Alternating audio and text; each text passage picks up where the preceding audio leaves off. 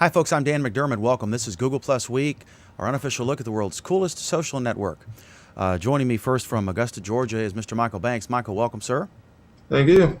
Okay, let's talk about this amazing lawsuit, this very entertaining lawsuit between Samsung and Apple.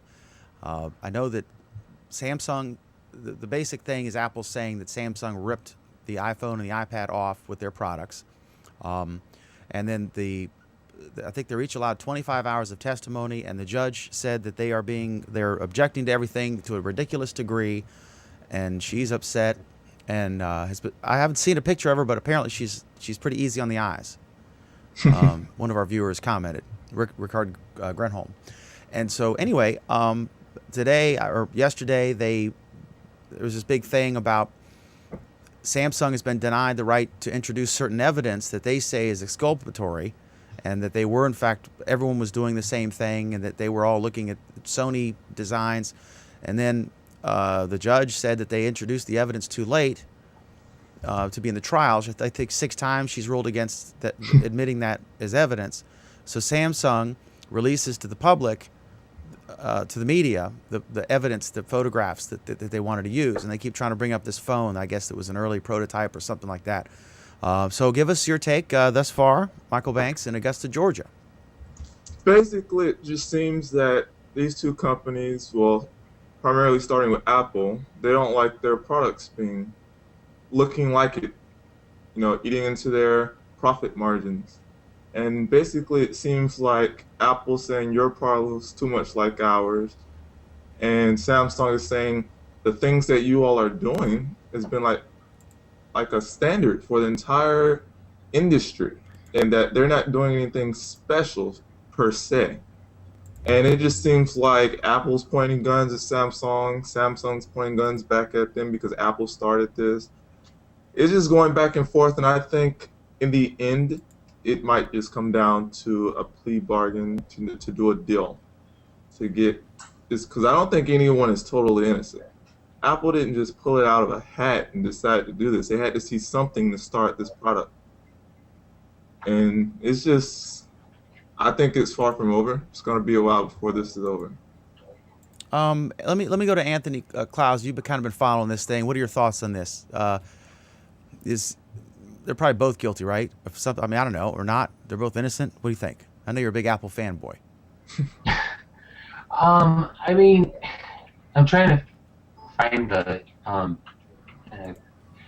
so they want 2.525 they want $2.525 billion, Apple does. And based on the Java lawsuit, I don't see how how Apple thinks that they're going to come anywhere close to that number when Java got told, they said we want $10 billion initially, and then it got knocked down to $1 billion before it got completely thrown out. I think Apple has probably a little bit of a case, but not nearly as big of a case as they like to portray. Anybody else want to weigh in on this? All I would say is this information, these pictures, like involving the phone that Sony was working on, these pictures were out all over the net 2 weeks ago. So, it wasn't just Samsung having a press event where they could demonstrate all this stuff. See, they're mad. They're saying that they're trying to taint the jury pool. Right. And then she asked the jury, have any of you read any coverage or seen any coverage of this trial? But I think it's a First Amendment right. I mean, they want to. Sure. The public is certainly being influenced, and they're clearly. Wouldn't you say they're clearly trying to influence the jury pool? Right, and she subsequently denied Apple's request, for an injunction again. So I mean, TechCrunch, Mashable. I mean, you could find these pictures all over the internet 2 weeks ago, and of course, Apple's got an answer for this. They've trotted out some pictures that predate the Sony pictures. So it's really hard to know or who to trust in this particular thing right now. So, any final thoughts on this? I see. Go ahead, Craig. I think it's possible that Apple could win this. A federal judge is very powerful, and if Samsung gets on the wrong side of a federal judge, and Apple kind of plays it a little I don't know, how should I say more appropriately, it could come down to something as simple as that, where the federal judge likes Apple and doesn't like Samsung, and figures out a way to slam them. These people are very powerful. This is not some ordinary court that we're talking about here. So I think Samsung has to tread lightly and has to be careful about destroying evidence and other things that they've been accused of doing, because it could be a real problem for them. And we have one comment from Maudo Jao. Apple is nothing but a patent troll. Is it out of hand, Craig? Before we move on, everybody's. I mean, Definitely. if somebody steals your patent, you have a right to redress. You can't just. I think the whole legal system is out of control, and by extension, of course, the government. They're all in cahoots, and so anytime you've got all these big mega law firms that are chomping at the bit to get cash one way or the other, and then you have them also influencing the lawmakers, it's just a mess. And every time you want to do something, if you're a big corporation and you want to make a move, you've got to go to your legal department and run everything through, and then they're going to show you this stack of papers and all these rules and regulations, all these different things you need to do, and all these things you need to defend, and these patents that you need to file and that you then need to enforce, and all these things. It is a total mess, and how it gets fixed, I do not know. Final thought, Michael Banks. I agree. Some of these patents Apple have, they should never have had in the first place, and that goes to the patent office. When you're able to patent two general words together and make them patentable, App Store, that's like patenting grocery store. They should have never gotten that packet. Now they've gotten other patents like unified search, the ability to search more than one spot on the phone. It's like, that's just putting two ideas together that's very general and very vague, and they give them the patent. So I don't blame Apple for getting them, because they're throwing stuff at the patent office. If they get them, that's the patent office's fault. I'd get it too. If I could patent the word house, I'd do it in a heartbeat. I think they're gonna get Jean-Luc Picard on the stand early next week and get him, because I think that's where the iPad originated, right? Star Trek: The Next Generation. Okay, so next up, NFL. This is kind of a coup, and I don't know anything about fantasy football. So I know you're a jock, Michael. Let me go to you first, and anybody else, let me know. But are you a fantasy football fan? I am not, but I think it's just a push to get Google Plus more to the mainstream, and like give them extra features like having 12 people in a hangout so the whole team can be on there. I think it's just a way to get it more out there, get more people in Google Plus, and that's been the whole push from the beginning, to get more people in Google Plus. It's a coup, isn't it? Anybody into that, Bruce? No, absolutely, it's a coup. NFL, Google Hangouts, yeah, that's a coup. Anybody here play? Are you Yeah, guys all? I've never played, but it's interesting that the department that I work for is putting together a fantasy football thing, and Tech and Coffee, techandcoffee.info, a great website, a great hangout in and of itself. They're batting around the idea of having a fantasy football league as well. So I may have to get involved, but Indeed, just to support the team, the Google Plus team. Okay. So there was this is kind of neat. There's next up, Google's an ad research firm, Ace Metrics, says that Google's camping ad, and all the links to all the stories we're discussing will be under, when you watch this video, they'll be there underneath. If you're watching live, you can go to my profile, Dan McDermott. It's the one that looks like me in front of a blue screen. There's two of me there. And we have the links on my profile as well if you're watching live, but it'll be under the player. Google's camping ad, which debuted July 25th and is aired regularly during the Olympic broadcast, is the most effective technology spot in the last 90 days, according to the ad research firm Ace Metrics. The writer here from Forbes, Adrian Kingsley Hughes, says, I like this ad. I like it a lot because rather than showing a stylized image of the product on a pedestal, it shows how we can use this piece of technology to connect with people who are important in our lives. He's on a father with a son on a camping trip. Dad uses the Nexus 7 as a compass, a flashlight, a book, and game platform. They're watching a movie. I guess he had a portable charger or something because it goes about 9 hours. Well, they're in their backyard. Oh, are they? Yeah, they're so camping in their backyard. So they just ran an extension cord. That's kind of cheap a little bit. But of course, the Nexus 7 is an awesome device, and here's mine. And Michael has one. There's this other thing, and I'll go to Michael because he's the only. Michael's dominating this because the first 3 topics here are all stuff he knows about. But the other article is someone who just said 5 reasons why I ditched my iPad for a Nexus. So this was interesting because I was talking to Brad from Tech Webcast in Australia, and he said he's still. I think Craig, you asked him if your house was burning down, and you could only take your Nexus 7 or your iPad, which would you take? And he didn't think about it long. He said he would take the iPad because it was more expensive. And but anyway, she said that this is Taylor Hatmaker. But Dan, but I have to follow up. Yes, I sir. did a follow-up question. I said, okay, well, then assume if they're both the same price, which would you take? And he still said the iPad because of the apps. Well, You can't isn't do it that. a lot of it your preference, what you're used to, Bruce? You have Apple, and we've discussed this before. You've got both. You've got iOS and Android applications, and you are completely frozen now. I don't know if you can. Well, this is unfair to Bruce. I think I'll. Are you back? Are you talking to me? Yeah. I think I am back. I was trying to go to the link on that article, and everything just kind of froze up on me there.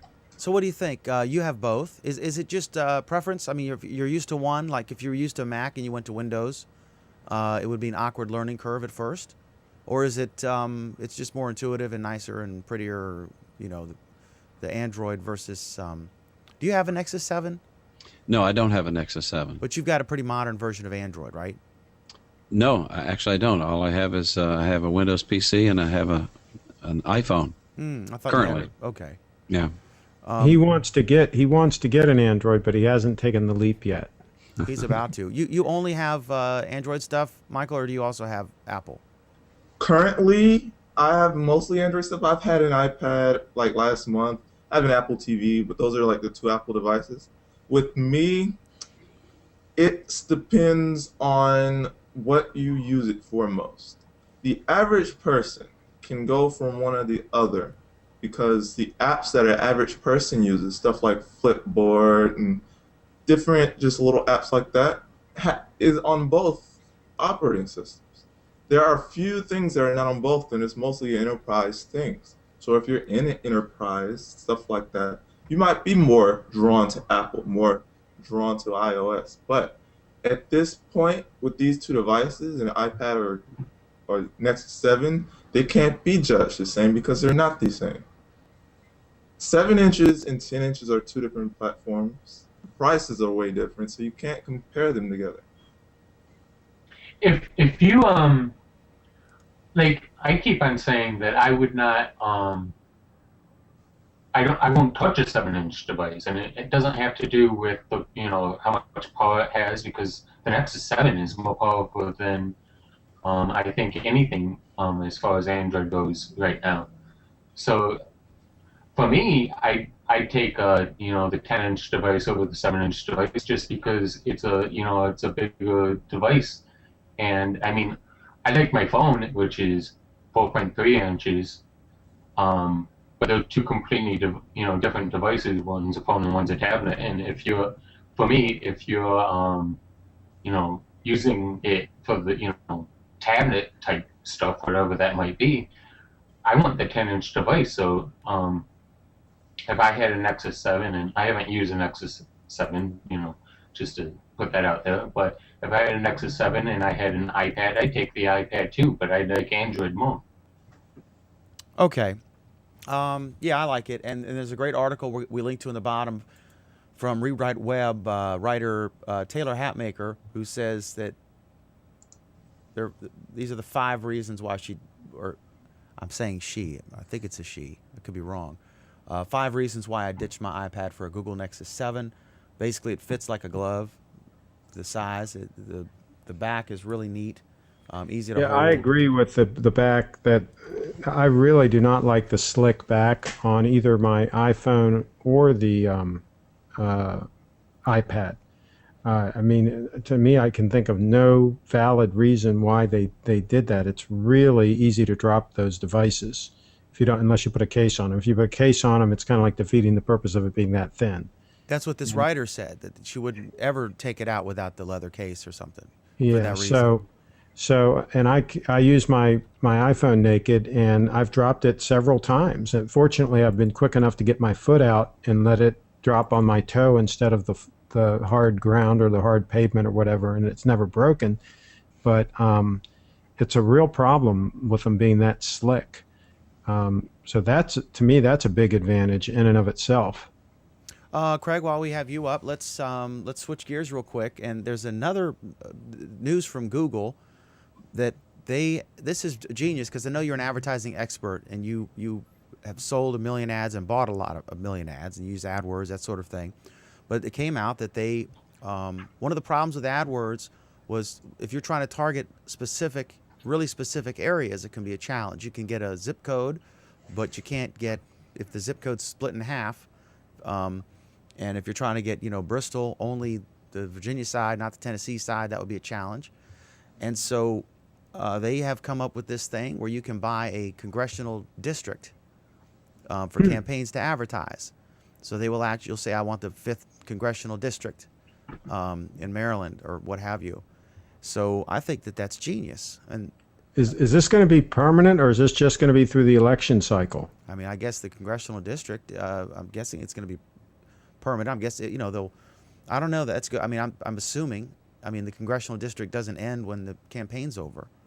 I would guess they. Yeah, but they might be just doing it for candidates. But yeah, it sounds interesting. I think the more granular they can make it, the better. I mean, that's why our local portal websites are so popular, is because they are focused on a very specific geographic area. So anytime you can focus that in even tighter, because there are businesses that only want traffic from about 5 miles range, around their business. They don't want any further than that, because they feel people aren't going to come any further than that. If it's a restaurant or whatever, it's not a destination restaurant. So yeah, anything that Google can do to focus that advertising in, it'd be really cool if they could just go on the geolocation of the business and say, okay, I want a 5-mile radius. I don't know why they don't just do that. Seems like that wouldn't be that difficult for them. I think you can do that. You can pick zip codes, or you can pick, within 50 miles of this zip code, that sort of thing. But you can't. It'd be. I don't think you can do it though closer. I don't think you can do like a 3-mile radius, for example, or a 5-mile radius. I could be wrong on that, but I don't think they give it to you real tight like that. But you can give zip code, of course, but that might not work if you're right on the border of a zip code. Anybody want to weigh in on this before we move on? Bruce, I don't know if you buy AdWords. No, but I'm just 2 words came to my mind when you started talking about the story, and that was Google gerrymandering. I mean, I wonder if Google will ever get involved, because they're going to redistrict these. Redistricting takes place on a regular basis, and so it does look to me like it could be something permanent. Of course, they would have to be, constantly reworking these when redistricting takes place. But I think, like you said, I think it makes a lot of sense. I think it's a good thing for Google. Are you in Goodlat's district?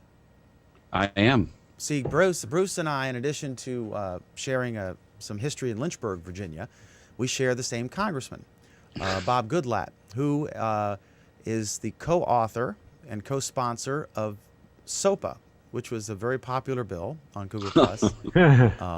So I was just wondering, it's not just the candidates, Bruce, but if you were an issue group and you were trying to target a candidate, it's now a lot easier for you to spend your money wisely.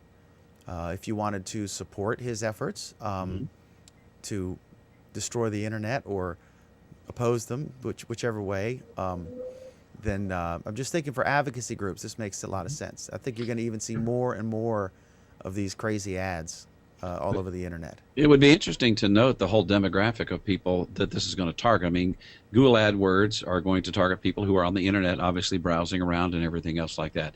Are these people more likely to vote, less likely to vote than other people? What effect do these ads have on them? It'd be interesting. And obviously, campaigns will be studying this a great deal, I'm sure, to see the efficacy of this kind of addition to their campaign. A lot of folks were, they doing their term paper and trying to go to Wikipedia and were shocked that day when it was shut down, or they couldn't. Sariq, you couldn't get your Reddit fix. Didn't they shut down for the day over SOPA? You're relaxing. Of course I am. What was that question again? His mic and speakers were muted. I said you couldn't get your Reddit fixed. Didn't they shut down on the SOPA blackout day? Oh yeah, they did they shut down? I don't think they shut down. Or they blacked out or something, I think. Yeah, they did blackout because Reddit is a very, shutting down Reddit is actually gonna keep people from not communicating with each other. So I think they did a blackout or something. Okay. Not completely shut down. All right. Well, this next thing, Google has this weird but neat, I guess. I don't know if it's a toy or what, but I guess if you can't, it's sounds like something that Larry Page would have shut down from Google Labs. But you can handwrite your search queries. Has anyone played with this? I have. Okay, what do you think? What's the practical? Tell me how this is a practical thing. It doesn't seem too practical to me. I think it's one of those Easter eggs, one of those Google features make you or show this off. So basically what it is, I have it on my Nexus 7, but it works on iOS 5 and above and all Android devices. But basically you go in settings on search and you go to your search settings. And it's like a little button where you just enable handwriting. And basically it just handwrites whatever you put in, and you can keep drawing letter by letter. You don't have to do it all at the same time, or you can do it at the same time. And it searches right there as you do it. And it has support for 27 different languages. I don't think it's very practical, but it's a neat little feature. I actually think it's pretty cool because it depends. It's not necessary that when you're carrying a handheld device like a cell phone, or the fact that it also works on the iPhone is pretty cool. Both your hands may not be free, right? I mean, a lot of people are used to typing with both the hands on iPhone or whatever. So, I mean, I find that when I'm just doing something, example, smoking, for example, if I want to search something, I just write it down. You know what I'm saying? With my thumb. The reason I don't think it's practical is because they've made this big push for voice. So you can use voice to input the search without even touching it. Well, Google probably does not understand my South Indian accent that much, so. That's true. That's a very valid point. Yep. All right, so it's a neat toy, and maybe I don't know. I mean, it depends. Sounds Some like people find it useful, some people may not. This would be a 20% project for sure, right? I think. I guess. Yeah, Google lets their employees do whatever they want for 20% of their time. Okay, so next up, this is a legal thing. I'll go to, I guess, Craig first so he can rant, and then everyone can argue with Craig. John Pachowski from All Things D. This is the version of this article I'm looking at. Google refuses the Texas Attorney General's request for business documents. The Texas AG is investigating Google's, based on complaints from different companies that say that they're abusing their position as a de facto monopoly in search. And now they're saying that there's some internal documents that it's withholding.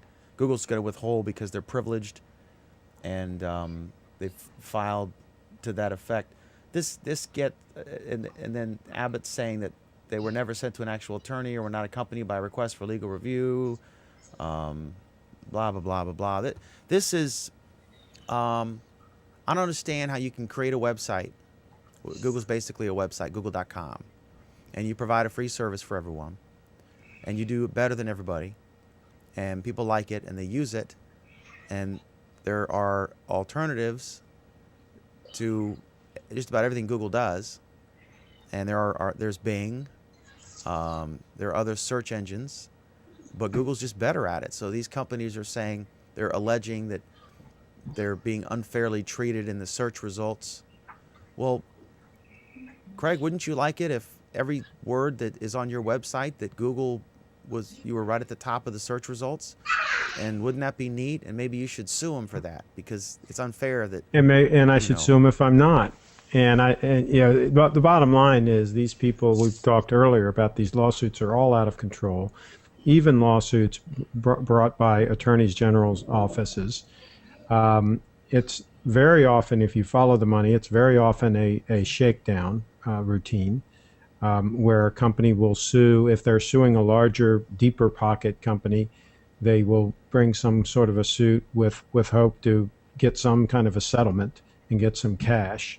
Of course, that can jump back and bite them, because the big company has a lot more money to litigate, and if they don't decide to settle, then that can be a real problem for the small company. So, but it's a battle out there. These are all battlegrounds, and it's usually about money and power and influence and all these things that I think most of us hate.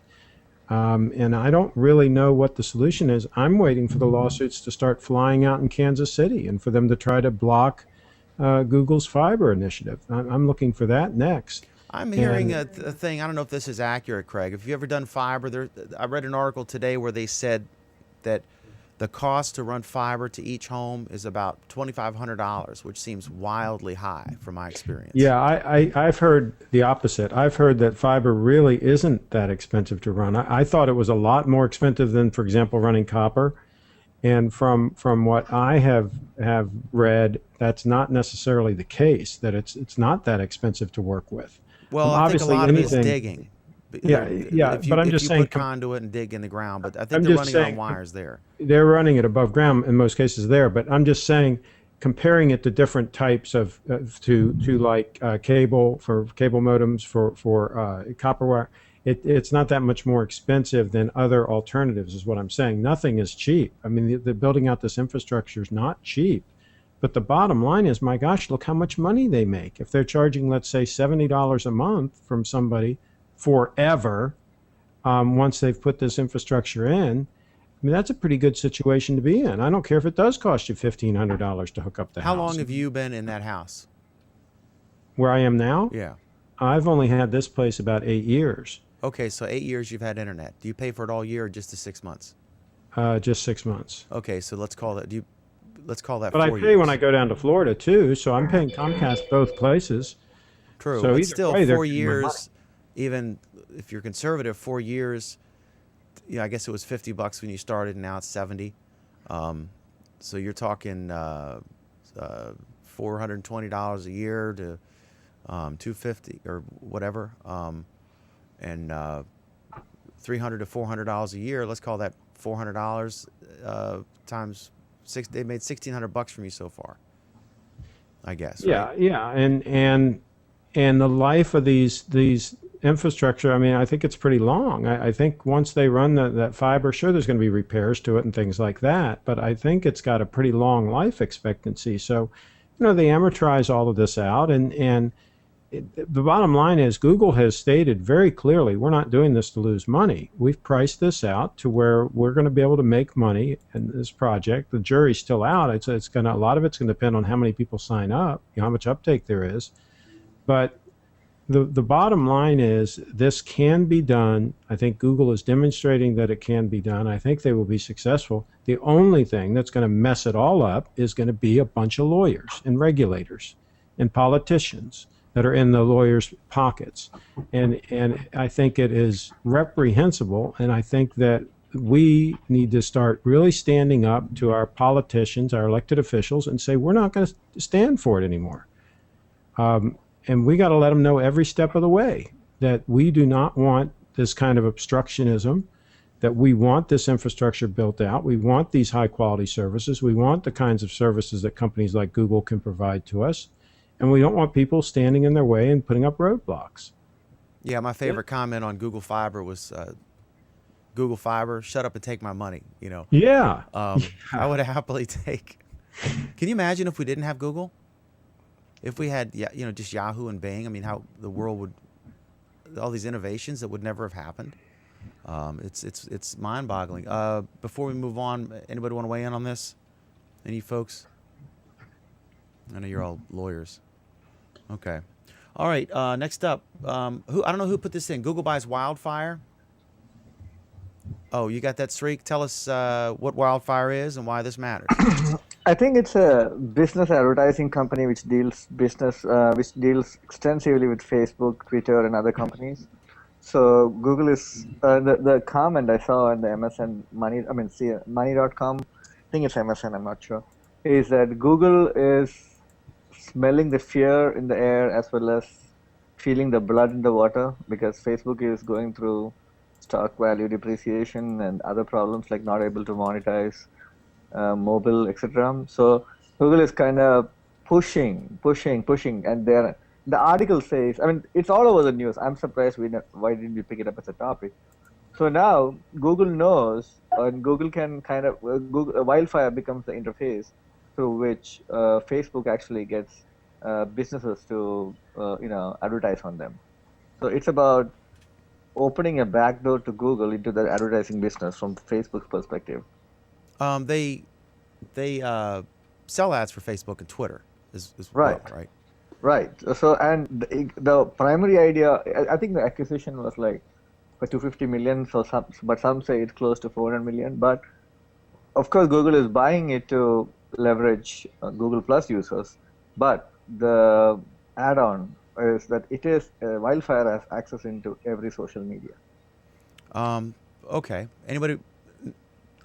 So Google's going to gain a lot of insight as to how other advertisers are using Exactly. services like Twitter and Facebook and so on. And they make money out of it. So if advertising on Facebook grows, Google makes money. So they'll get a piece of Facebook advertising for Exactly. anyone who uses this. That's kind of a little, Right. that's neat. If Facebook allows that company to continue to use the Facebook platform, Absolutely. So now Facebook is on the run and have to go for another company if they don't want to do it. And Wildfire is one of the leaders out there, or was. well, Facebook or Facebook is going to. It is, but once, excuse me. What I'm saying is now that one of the biggest markets they have is Facebook, right? Wildfire.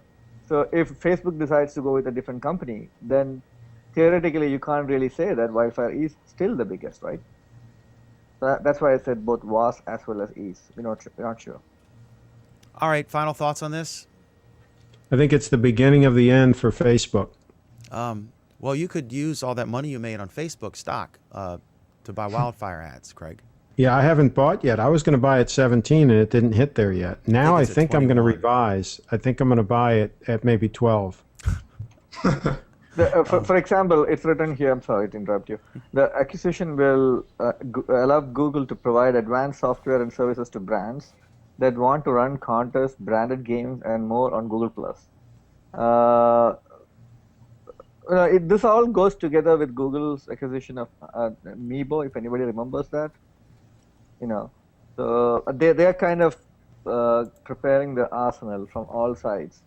And they, on one side, they have their mobile platform and their own hardware growing. So they're putting all the pieces in the right position before the middle game or the end game begins. And they can bundle, Sreek. They could say if you're buying, they go to Facebook advertisers who are using it and say, well, you can get a really good deal. We'll give you a discount on Google Plus ads at the same time.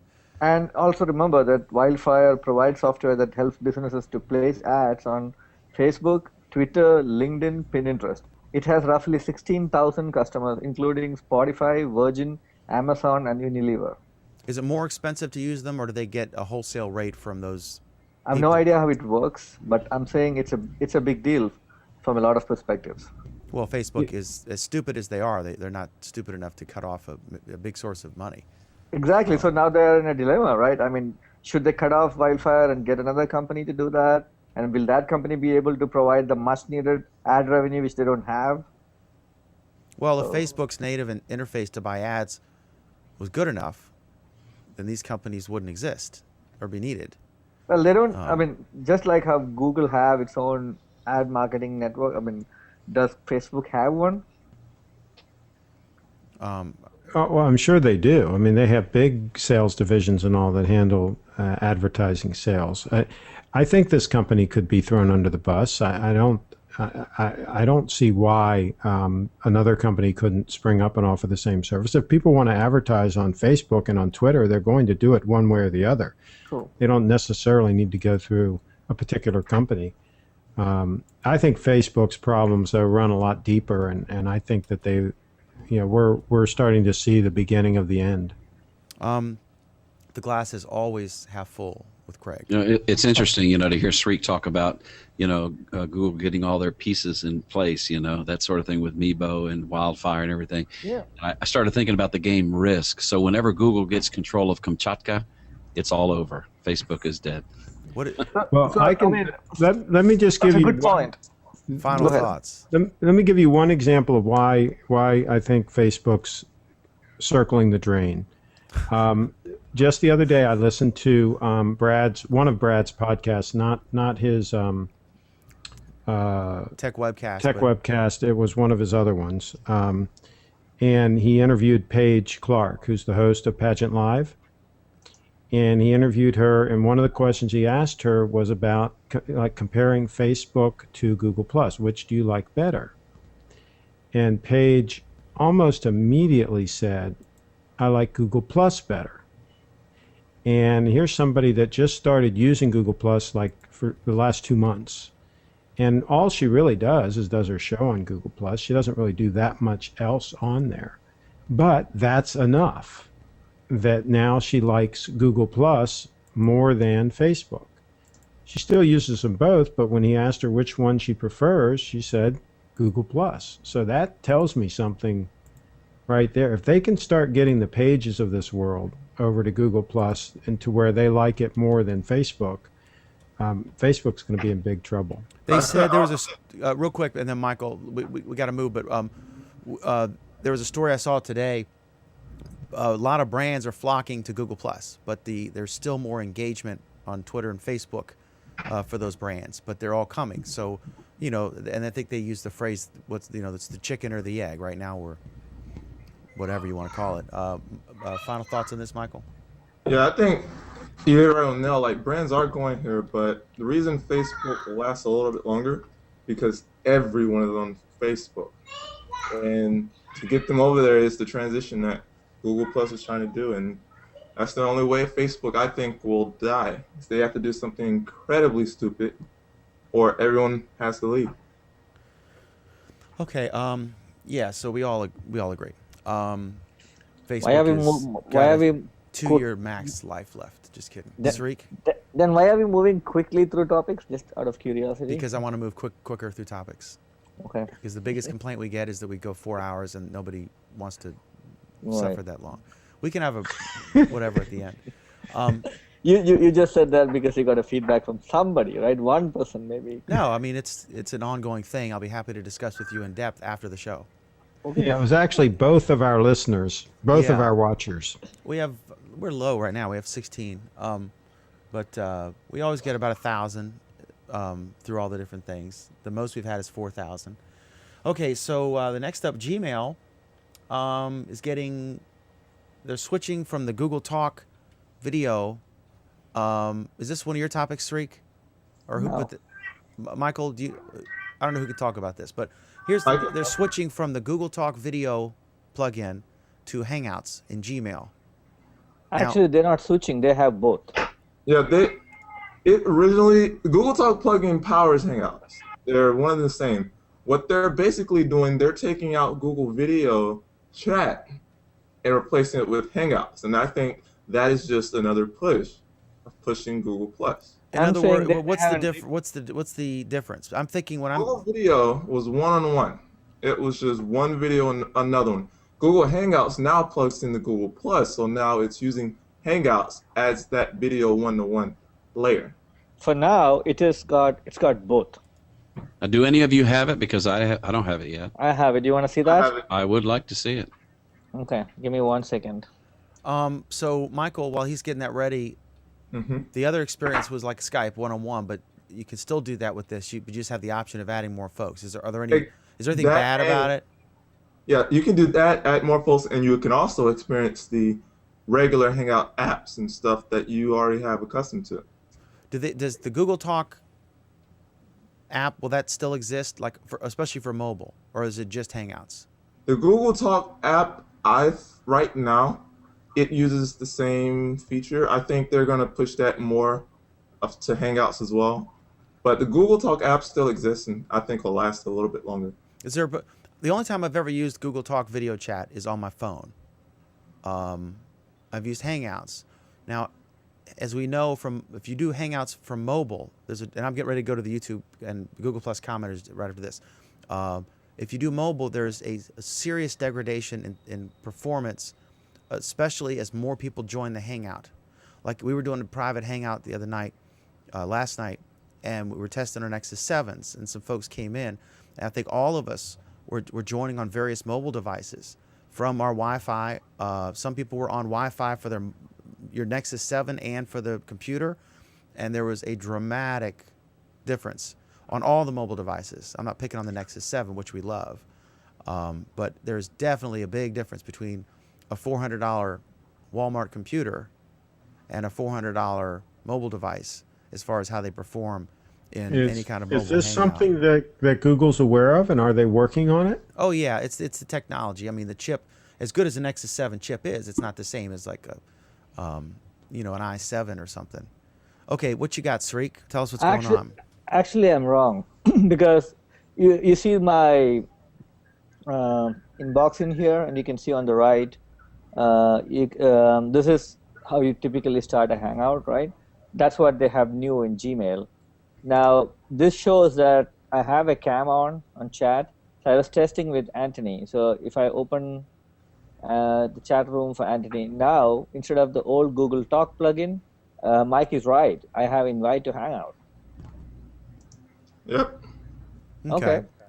When I saw this, I thought it's still using the old one. No. I thought this was Hangout. But this So the is just- interface is the same. It's just the functionality. When you click on it, it takes you to a Hangout instead.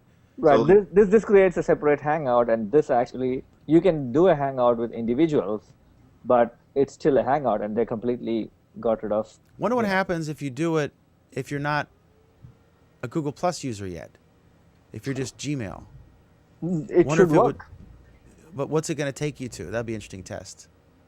Now, I will say this. This has been weird. I have not found someone yet that is not directly connected with Google Plus. What I've tried, I have a Google Apps account, and I got someone to invite the Google Apps account into a Hangout. It was so smart. Somehow it must knew I was connected to it. It reverted back to my regular Gmail account and put it in the Hangout.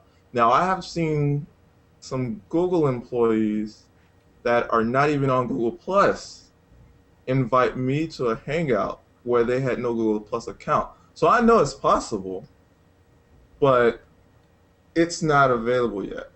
So I'm not sure how it reacts to someone, a regular user, invite someone that's not in Google Plus. I think it's going to take them to a sign-up page because that's going to drive more people on Google Plus, and that's going to push Google Plus more. It's almost like you think they're trying to get more people to join. Well, that's been the answer since day one. Oh yeah, I agree. Everything they've done has been the people to join. Actually, I think I probably have the answer for that. Okay, go ahead, Sreek, and then I'm going to go to the comments. I had an alternate Gmail ID, and I tested. That one doesn't have a Google Plus sign up, and I tested with that one, and it doesn't show me. It doesn't open a Hangout. It opens a. At least that's what I see. It opens regular- the old one, the old regular. Yes, Just the- okay. Exactly. Interesting. Okay, we'll see.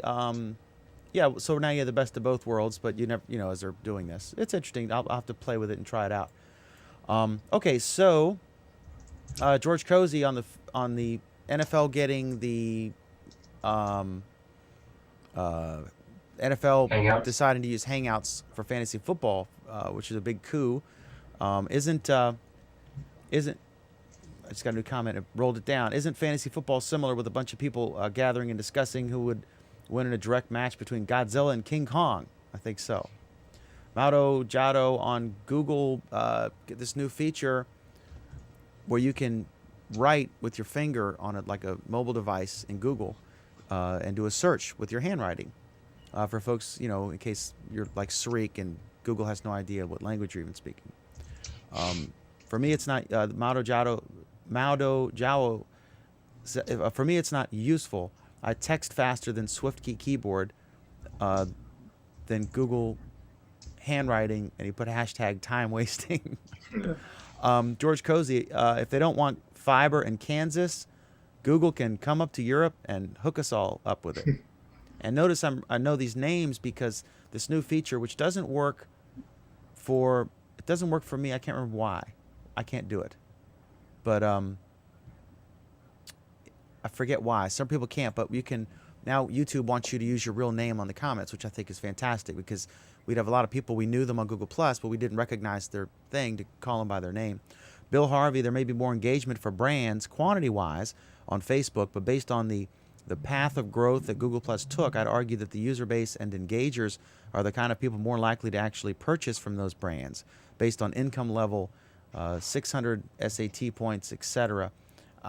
That's interesting. And of course, GM famously said that their ads are not working on Facebook, and they couldn't have been better timing for Zuckster and crew, because they said the ads didn't work on Facebook.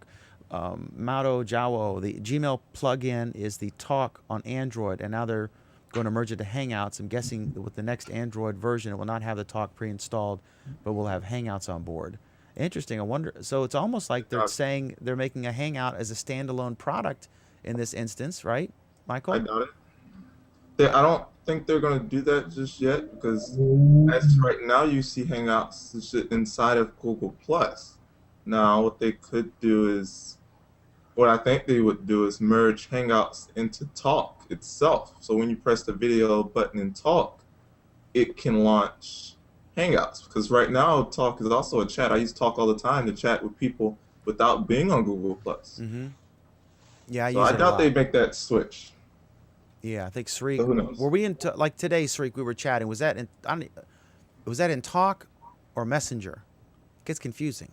It doesn't matter because it doesn't matter where you connect from, right? Was it the same thing though? Were we in Google Talk or? There is chat has no differentiation at all. Unless you are in a Hangout like this, chatting here, that's different.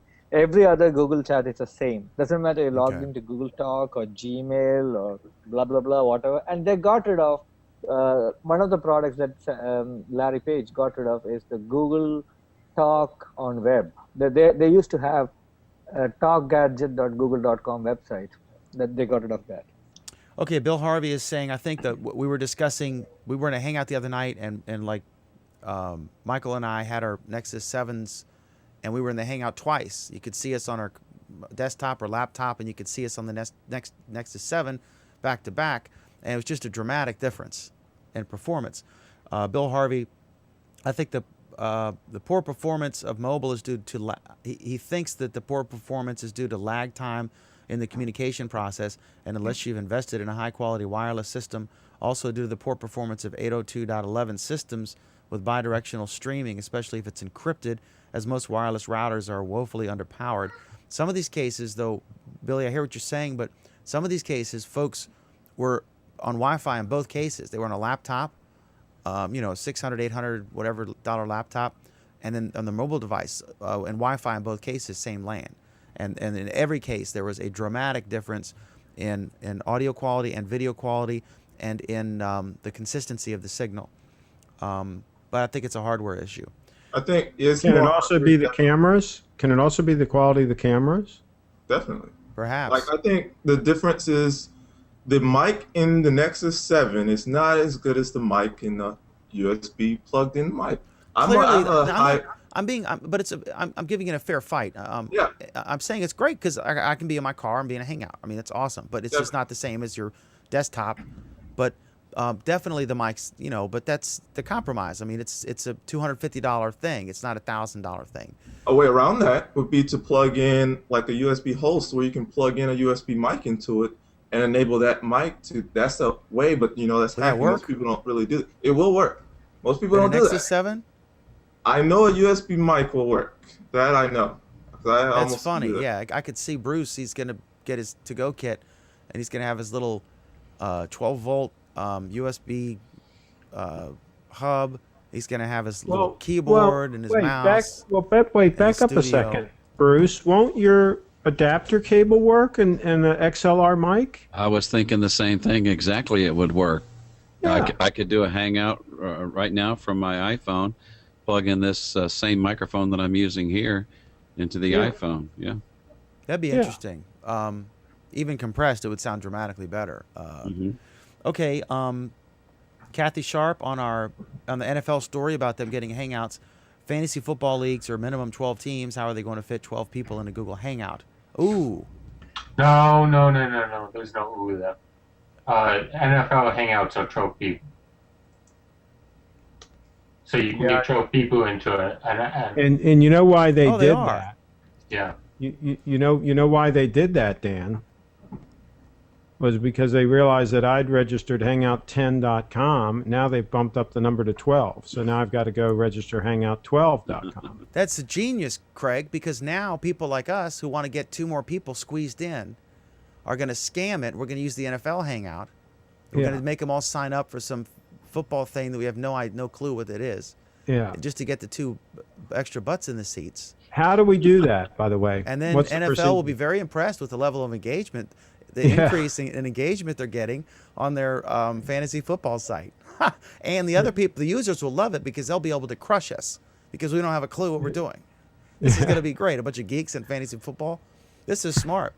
And then, Bill, before we go to the next topic, Billy Harvey, has anyone tried the high-end Parrot Bluetooth headphone jawbone mics in a Hangout? Anybody? I don't know. Well, I have on my phone. I have the Jawbone Era, and I've used it when I'm driving down the car. And but like any other Bluetooth device, it doesn't have the best audio quality. But this Jawbone Era does have Noise Assassin. It's really good for blocking out outside noise and wind and things like that. Noise Assassin, what a great name. Yes, it is. See, Military grade. Bruce is this good, upstanding citizen, but he's got his wild side.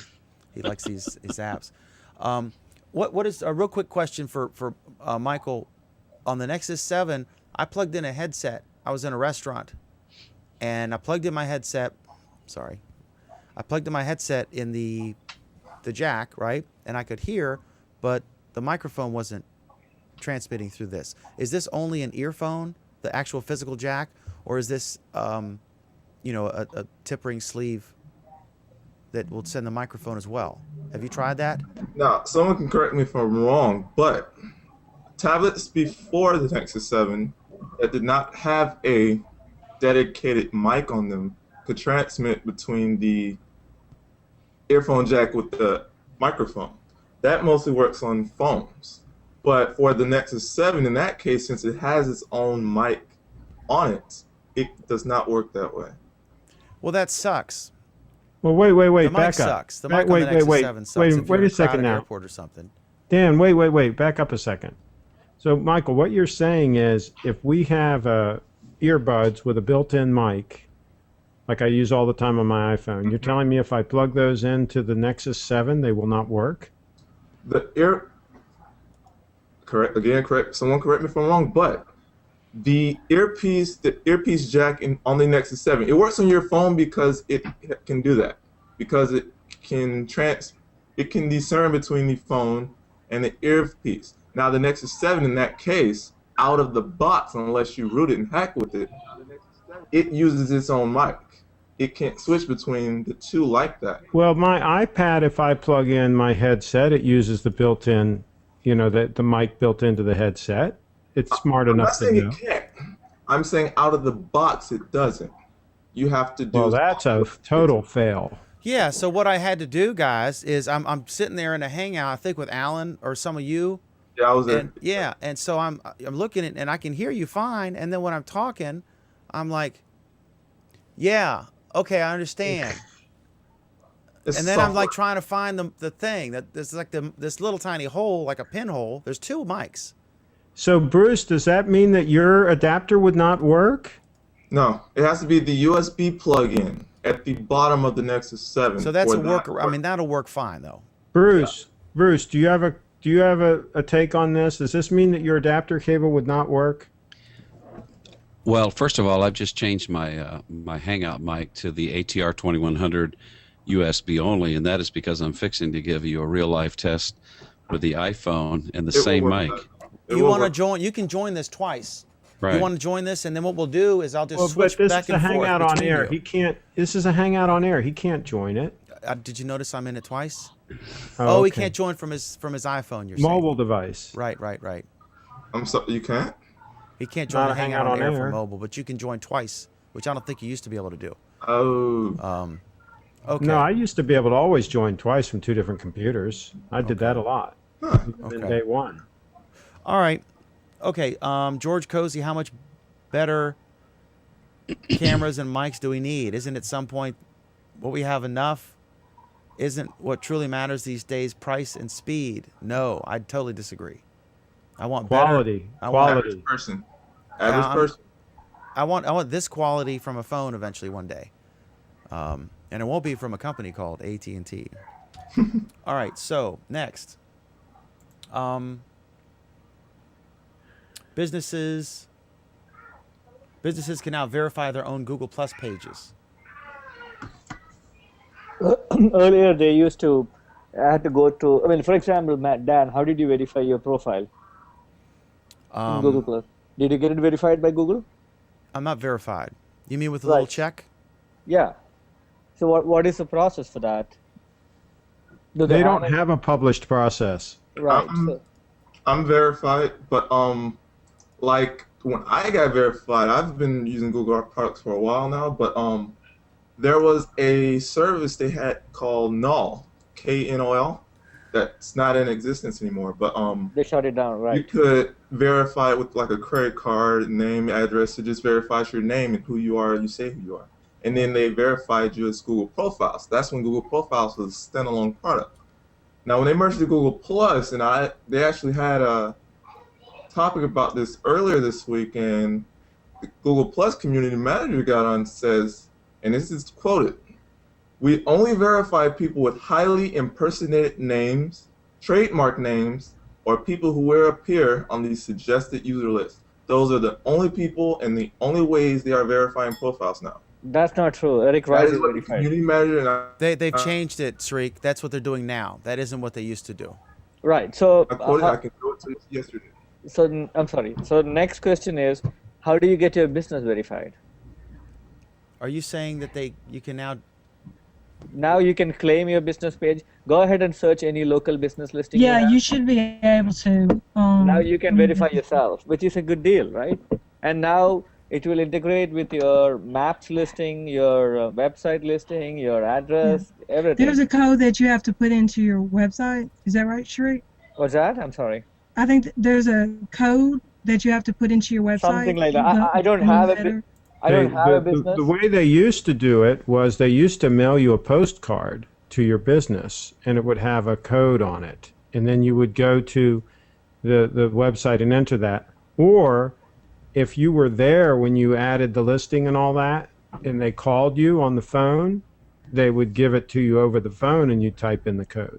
This article in NextWeb, it says that considering how it was before, it's actually much easier now, and businesses can easily get verified.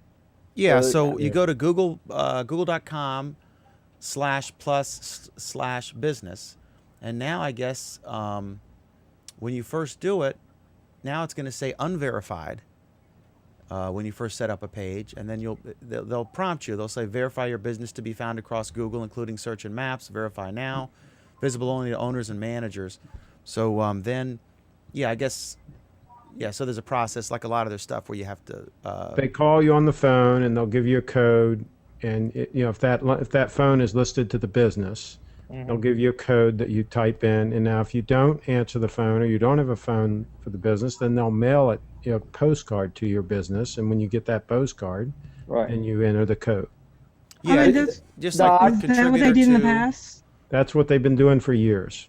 Yeah. Okay, I mean, I have a Google Plus page. I know I saw that on in the settings that the code is there, and they say you can go to your website and go ahead and add it somewhere, either in the header, footer, somewhere. And I'm like, The it's a little confusing, but I guess I don't know. I mean, I haven't done it, so Neither have I. So the I- article says that up until now, Google itself held the power to verify specific accounts, but that's clearly changing now. By having a verified account on Google Plus, consumers can know that they can trust the source, blah blah blah. It's much like works for brands and personalities on Twitter. Well, also, I mean, it's a big hassle, in my opinion, if they're not verified, because then I'm reluctant to plus mention them.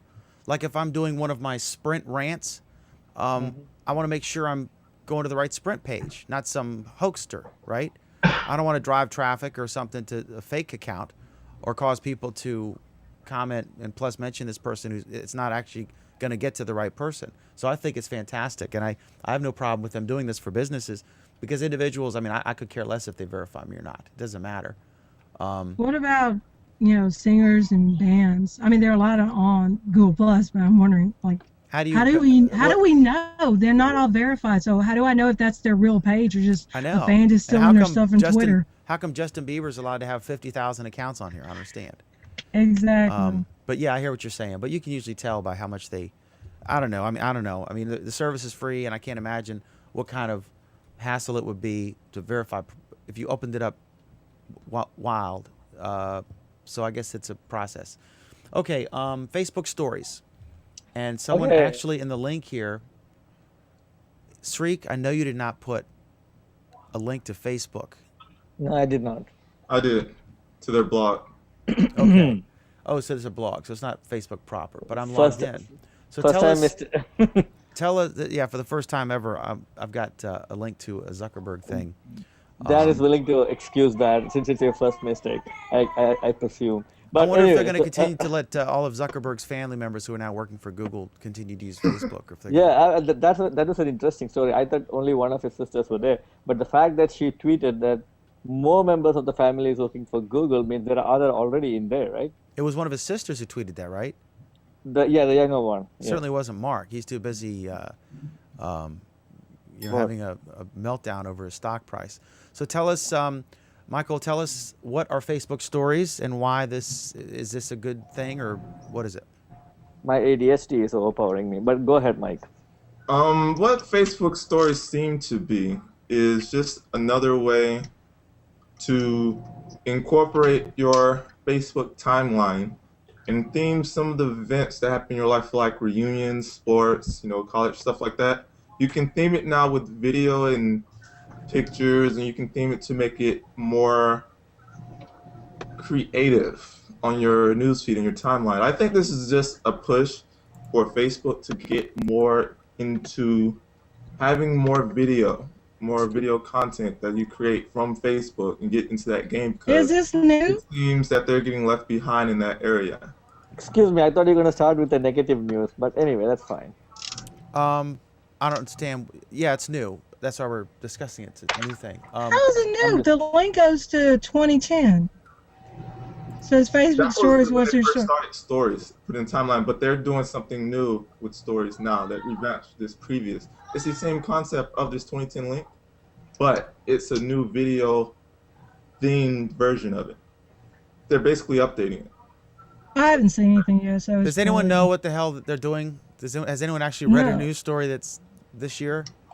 No, I think they're going down the tubes. I think Facebook is I agree with Greg. circling the drain. They're circling the drain. Well, they're going to be They're doing desperate. stories about all these new pets, and the pets are going to be telling their own story in their timeline, right? With all these millions of pet pages. Well, I mean, you can already on Facebook add, a story or graduation or whatever you move to, and put it anywhere in your timeline. I'm like, so was that part before they launched timeline, the stories thing? Because they've had this for a while, and I haven't seen any development unless someone had some beta, their guinea pig Facebook accounts that some people have, and they just tested on it, and I haven't seen anyone say anything about that. So I don't know if this is new. All right, let me move on. We guys figure out, and There's one thing that's neat. I really want Alan to talk about this. Maybe we can do that later. This guy created a robot. What do they call it? A room. Can I just quickly stop you because I just have one more Facebook story which is actually quite negative. There was a company, I forgot the name of the company. They withdrew from advertising on Facebook because they actually put some code in their website and they figured that 80% of all ad clicks on Facebook came from bots. Yeah, I saw that. I believe it. So Yeah. that is gonna be actually a problem, especially because if other companies are also with paying money to Facebook to put the ads in there, and But is that a fair hit? Do we know it's just Facebook? I mean, there are all it sorts is of true. bots that. It is true. It is true. It's true for even Google. So Well, I also think that a large percentage of Facebook accounts are bogus accounts, period. they said that 15% are bogus. I think it could even be as high as 40%. I think, yeah. I created like 4 or 5. Agree. I honestly think that there's only probably maybe 250 to 300 million real accounts on Facebook. There are a lot of companies that have accounts just to boost up their likes. There are a lot of bots. There are a lot of people who have accounts for their kids, their babies, and they have I have friends who have 4 or 5 game accounts. But So listen, if I'll you tell you, factor all Margie. that I in, mean, that's the kinda crazy, engagement. you know? We all love Google Plus, but Craig will be the first to tell you the number of people who are on Facebook versus Google Plus in Frederick, Maryland, or in Warren County, Virginia, or anywhere is dramatically higher. The gap's narrowing. I'm seeing more of my friends coming on, more non-tech geek males coming on, and so I'm excited about that. But I would say there's way more than than Way more. whatever that number was, because they are. Well, I mean, let's say, Dan, let's just for argument's sake, let's say there's 150 million people in the U.S. on Facebook. What do they say now? Like 250 million or something over in the U.S. 250 million. In the U.S. So let's say that the real number is Oh no, I'm sorry. You're talking about Facebook or Google Plus? Facebook in the U.S. I think they say like something like 250 million. I think the number might be more like 100 million. But even if it's 100 million actually on it, that's still a huge number percentage-wise. That means like 1 in every 3 people that you see is going to be on it, and that might be accurate. And most of them are college-age kids and plus minus 5 years. You get up into the adults, and probably maybe half of them are on it that I run into. This is very informal, maybe half of them are on it. And so I think a number like 100 million is probably realistic. You see, it really doesn't even matter what the number is, whether it's 900 million or 10 billion. Google Plus and Facebook are going to have similar issues with accounts that shouldn't exist. So if Google has 250 million or whatever, or is that fast count, and Facebook has 900 million, then why don't you just say basically Facebook has 10%, fake accounts? But there's a big, I think Google there's a Plus big has- difference. I think there's a big difference, and that is that Facebook wants to monetize their social network. There's no evidence that Google is even trying to monetize theirs directly. So the fact that Facebook has a ton of fake accounts that they're paying to host, and also has a ton of overseas accounts, which is very hard for them to monetize. They've got a lot of dead wood and a lot of baggage that they're carrying along, and then they're trying to monetize this mess. I think it's a catastrophe, and I think they're going down the tubes. I mean, does it really matter how many users there is? What matters costs is how them many. money. Wait. Because it But costs them money. It costs them money. Their expenses are going up much faster than their ad revenues. Not if those accounts aren't being used. Their and not last using bandwidth. their quarterly report, one of the things they noted, and one of the reasons why their stock is tanking, is their expenses are going up at a faster rate than their ad revenue. And I know one of the reasons their Facebook stock's going down because when everyone joined this Facebook, Zuckerberg basically promised that he can monetize mobile, and he has not delivered it yet because he hasn't figured it out yet. That's right. It's gonna be difficult for him to monetize anything. He's not even monetizing the regular site enough to make money. He's got his expenses are going through the roof, and his ad revenue is not. It's simple as that. That's why GM said it doesn't work. We're getting out of here. I mean, they've got to service all of this. Every time somebody uploads an image, sure, it doesn't cost them that much money, but it costs them a little bit of money, right? Every time somebody goes on there and does anything, they're hosting all of that stuff, and it all adds up. It's all a bunch of baggage that they got to carry. Google doesn't seem to care. Google will do this network and will do all these Hangouts and all this because they've got the infrastructure set up and because they're making their money on search. So it's a whole different ball game for them. Okay, so we found Michael. I guess you found it there, Michael Oh, Banks. yes. Okay, tell us. This is the VentureBeat article entitled "Facebook Stories: The Future Local Social News for Everything." It's basically they reinvented or just it's basically the same thing like Margie said, the same thing that they did back in 2010. They're just adding video, more customizable with photos, and they're making it more and styling it in your timeline and your feed. But it's nothing new. They've already had this feature, but they're just rebranding it to get more of creation in video because they're getting left behind video. Michael, I didn't see the other article, all of it, but are they going to try to bring like business stories, sponsored stories? Is that what they're going to try to do with it?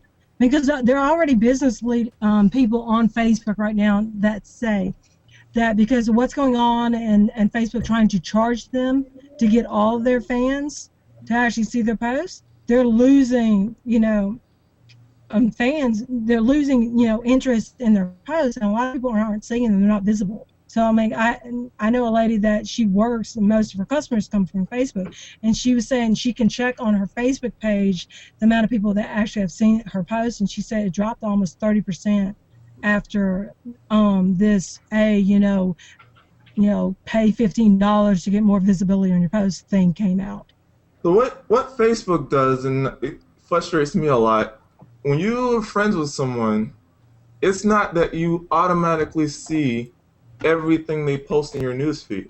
They do some kind of content filtering where it automatically decides who's more interesting to you or who's you're more connected with or who you chat with or who you talk with the most, and they put them higher and you see more things that they do, but you might not see most things from 90% of the other people that your friends would do.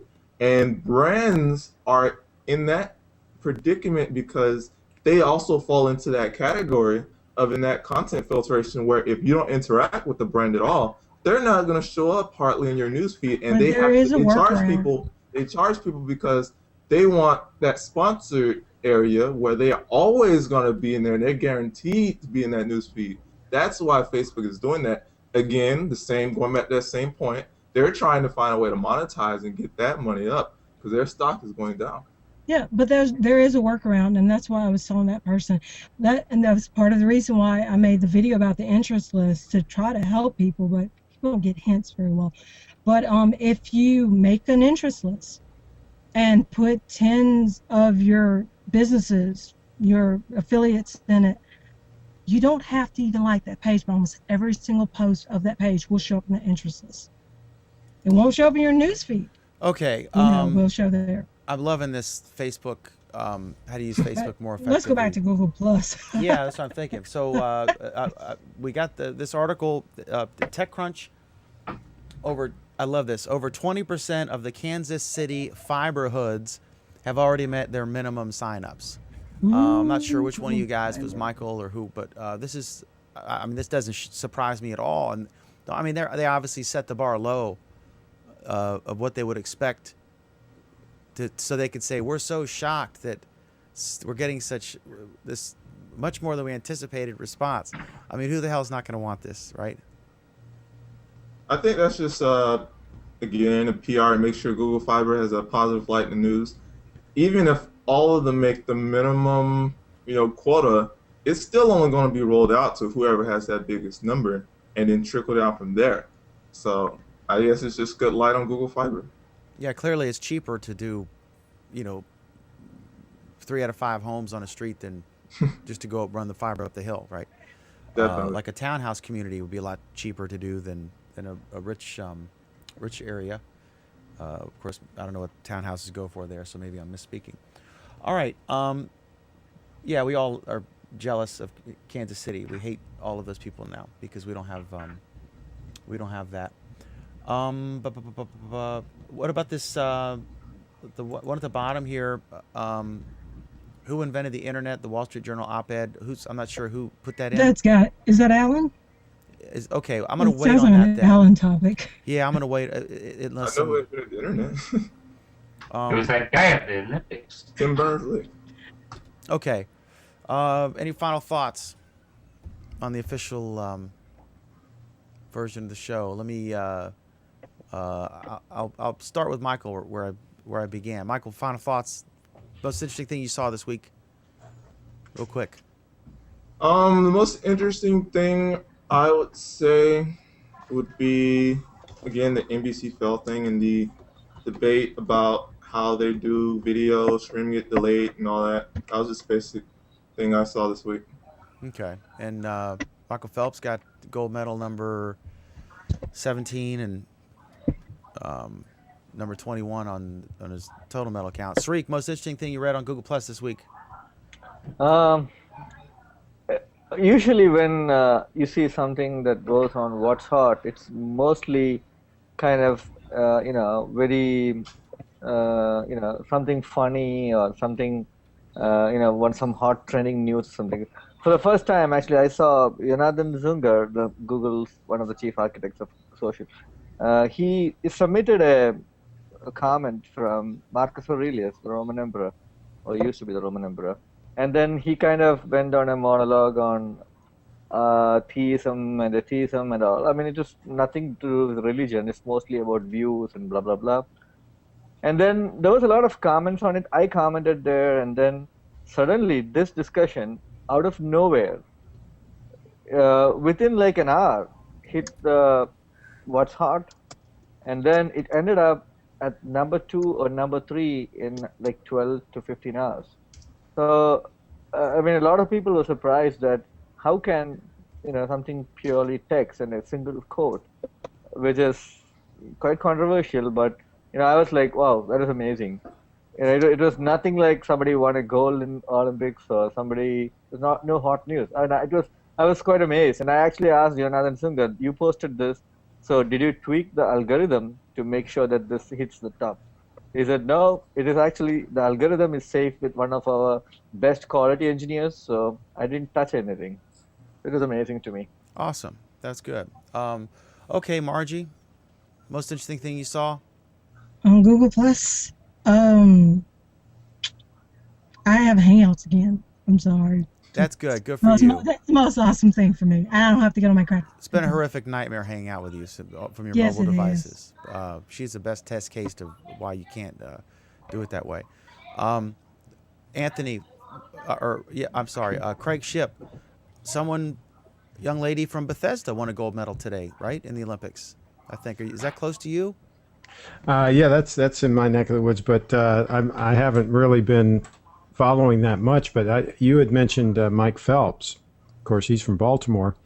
And did anybody hear live the comment that Costas made about basically that his career is in the dumper and that he's a loser or whatever? Did anybody hear the exact comment that he made? I don't remember, but I mean, it was one of the NBC fails. He interviewed Phelps after one of his first events that he was in, and Costas basically said, your career's winding down, and you're like a has-been or whatever. I mean, it was just a real disaster. Well, he said this is the last time he's going to compete in individual. Right, because I saw these tweets in he wins the gold in his final ever individual Olympic match or something like that. Yeah, well, in the quote I'm looking at here now, this isn't a direct quote, so that's why I was wondering if anybody had actually heard it. He said, "You're one of the greatest competitors ever, but I guess, in a sense, things are winding down in your career or something." But it wasn't. That's not what he said. There was something. It was even more. abrasive than that. I wish I could find the exact quote, but I think the real news in the last 2 weeks is number one is Google Fiber. I still can't get over that initiative, and then second, and this week's main story, I would say, would be the demise of Facebook. I think we're beginning to see the end there, and I think their stock is going to continue to crash and burn. And I think that they're losing talent, and it's going to be a real problem over there. Okay. Be interesting to watch. Awesome. Anthony, or let me go to Bruce. Bruce, what's the most asbestos thing you read on Google Plus or saw? Okay, this here week? it is. If you want a really, really big phone, there's going to be a Samsung Galaxy Note 10.1. And yes, it will have a phone in it. A 2G network, a 3G network, HSDPA, 850, 1900, 2100. So I'm thinking this would be a really, really great piece for Craig to add to his collection so he could go out and do these shoots. It's got a really nice camera on it. It's got built-in phone. He could take calls on it and do interviews over the phone. What do you think, Craig? You need a big phone like this? I absolutely would like a big phone, and if it's got LTE and it's got a good camera in it. I already said that a 7-inch tablet I think would be great for interviews in the field where you mount it on a tripod and you've got that nice big screen. Mm-hmm. And use your rig, with the external mic. I use the iPhone that way sometimes, but it's just a little bit small for that purpose. A 7-inch. Well, this is LTE. It's got HSPA connectivity up to 21 megabytes download speed, and it would be a great interview device if you could get a mount for it, put it on a tripod. So absolutely. Now, is the camera supposed to be pretty good on it? Well, it's got a quad-core processor. It's got a 5-megapixel camera on the back. No, it's got an 8-megapixel camera on the back, and I think a 2-megapixel camera on the front. Yeah. So if it's as good a camera as the iPhone, which is an 8-megapixel also, then absolutely, I would consider that. Yeah. Okay. And Anthony, what was the most awesome thing you read? This better be good because you're the last one. Oh God. Put the pressure on me.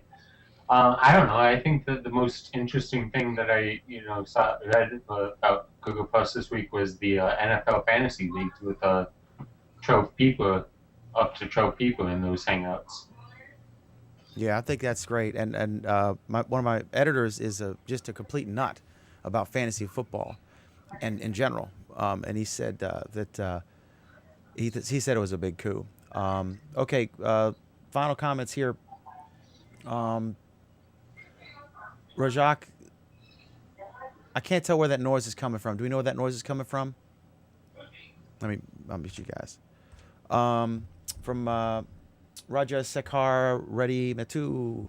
When people go to Facebook, the intent is not to find, search something which leads to the bots clicking the ads since the clicks don't make sense. I don't know if you've mentioned this yet, but the Google Fiber is already spreading to other towns. I'm not sure. And then someone else said in Europe they have a gigabit down and 100 megs up, and it's like 25 pounds or euros. And we've known for a long time that Europe is more advanced as far as the internet goes with internet certain parts, connections. definitely in Asia, certain parts. And then the most fascinating thing this month is and will be the YouTube Olympics live in India. Never before I was able to watch Olympics like this for free, even no adverts. That's awesome. In India. So once again, India is technological marvel. All right. I want to thank you all for watching Google Plus Week. We're going to continue with the Hangout Live, but thank you for watching. Google Plus Week is every Friday at 8 p.m. Eastern Time, 5 p.m. Pacific, and whatever time that correlates to in your neck of the woods. We're here with a great panel. Alan will be back maybe in the Hangout later tonight. He'll definitely be back next week. So thank you all for watching, and you too have a wonderful Google Plus Week.